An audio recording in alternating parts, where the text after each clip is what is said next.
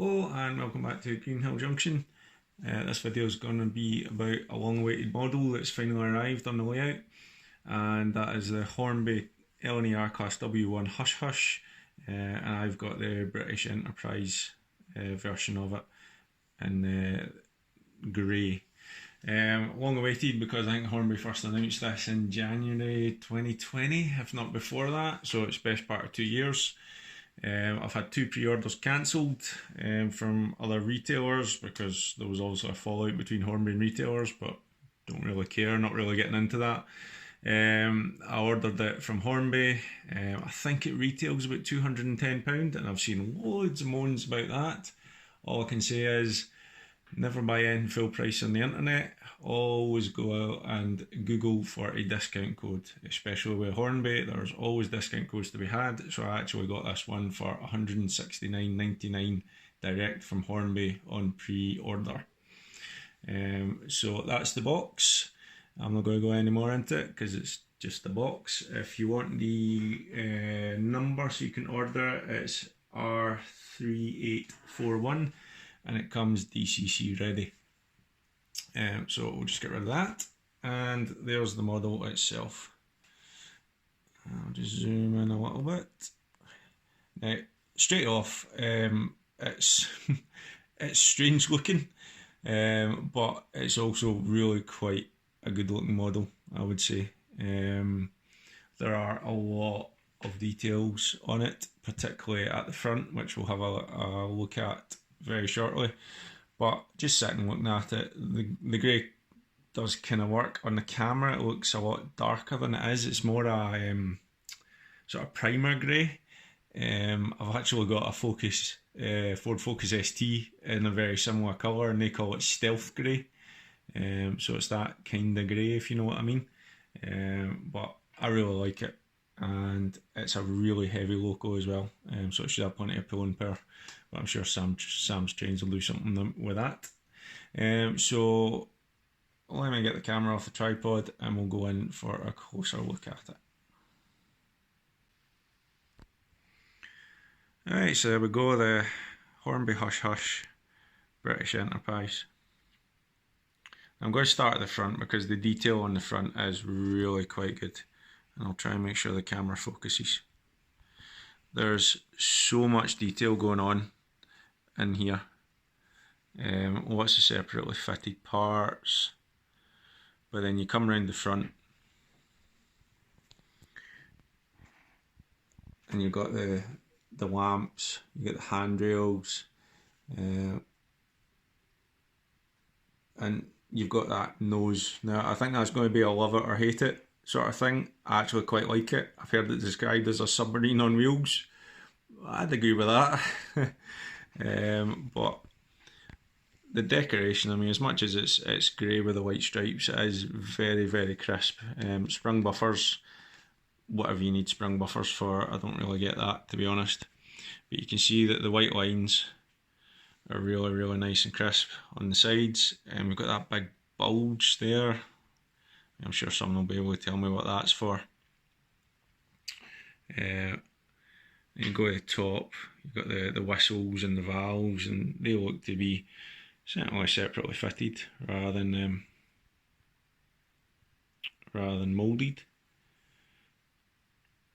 There is a wee bit of moulded detail going on. I'm not entirely sure I like that, to be honest. It looks like, to me, it looks more like a fault in the machining process, but I'm sure it was on the model, so I'm not going to dwell on that.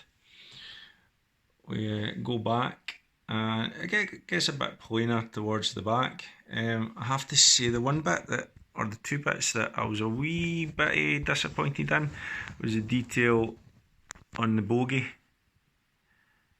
I don't know if it's just because it's all in one colour or if there just wasn't a lot of detail on the loco, but it does look a wee bit like moulded and plasticky and meh.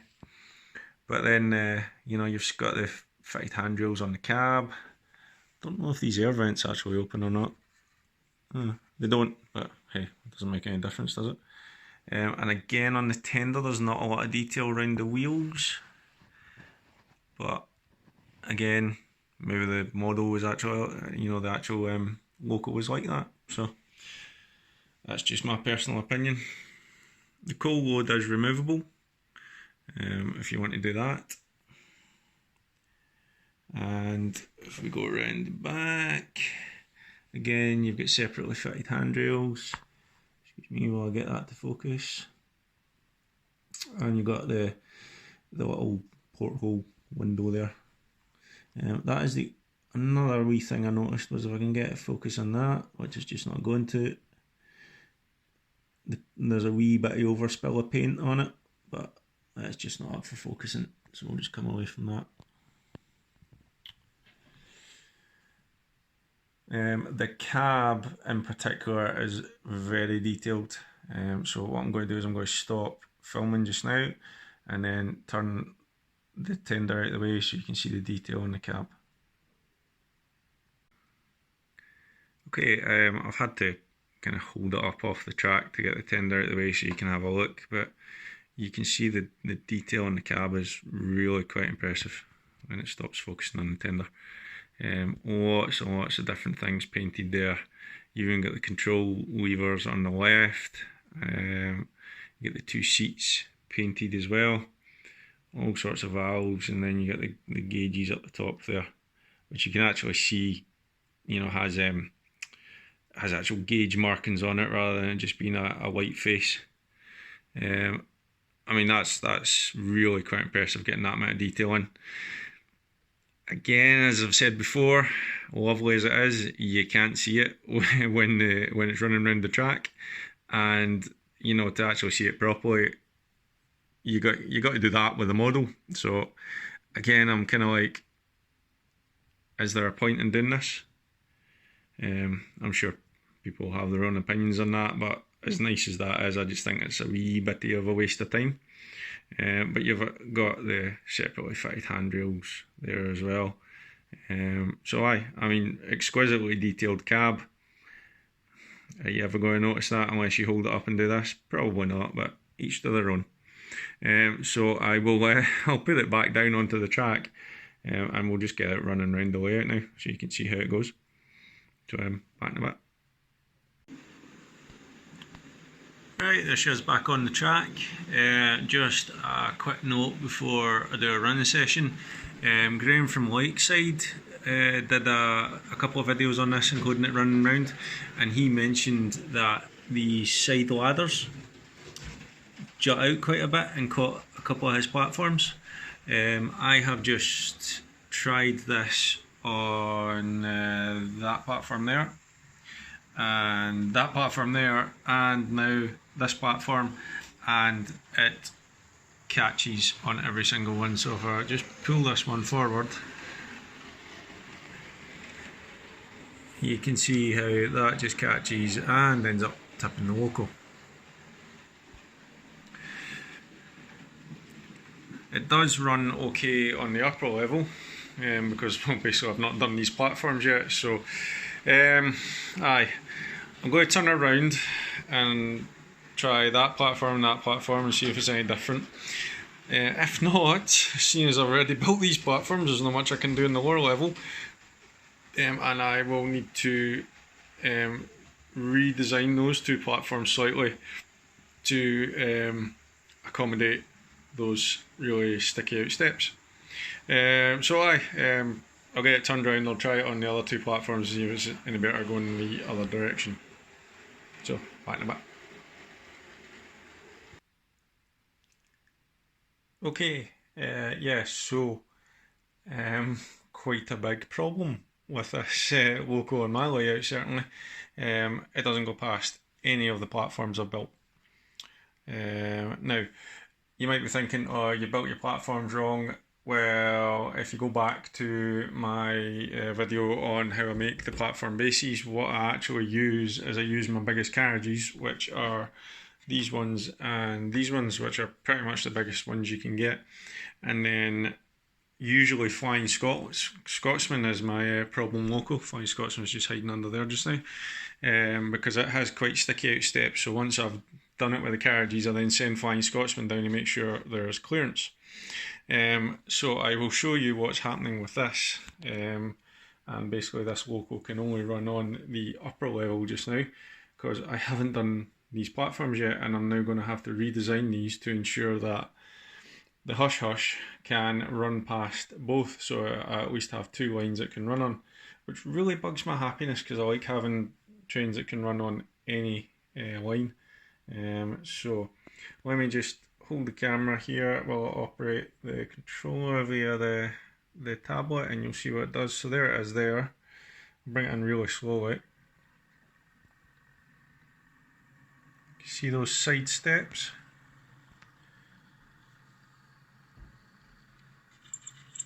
And that's them catching. To the point that they're going to end up breaking off.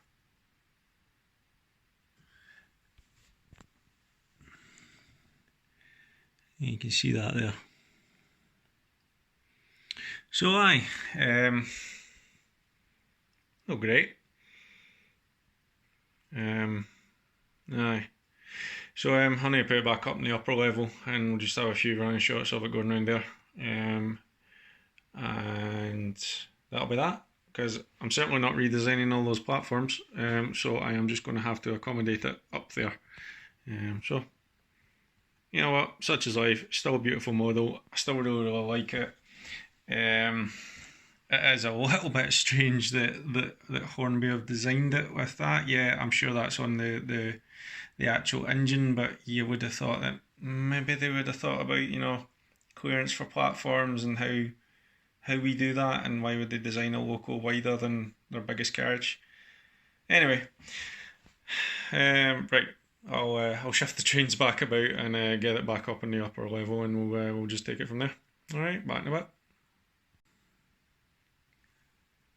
Right, there she is back on the upper level, and so we're having a wee bit of an LNER run session just to finish the video off. So we've got Samara Wilson up on the upper level with her. Yes, it's pulling Southern carriages, but I'm actually out of LNER carriages, so I've just swapped the locos about. We've got down on the lower level Woodcock and Mallard. And then over here, Cock in the North and Flying Scotsman. So we'll get them going about, get some running shots, and yeah, generally play trains. So I hope you enjoyed the video. Let me know what you think of the model and the things I've said. Give me your thoughts, good, bad, and different. Like and subscribe to the channel to keep up to date with what I'm doing on the layout, and share the video if you think it's any good. And I know I've said this for about 4 videos now, I am progressing over here in the village, so we've got road surface done, and I've even put in a little allotment there at the back. So things are moving along. It's just work, Christmas, and generally time are all constraints right now, so I'm doing what I can when I can. So we'll get a running session going. Like I say, leave me any comments you have, really appreciate it, and we'll get another video up soon. Alright, so thanks for watching, see you later, cheers.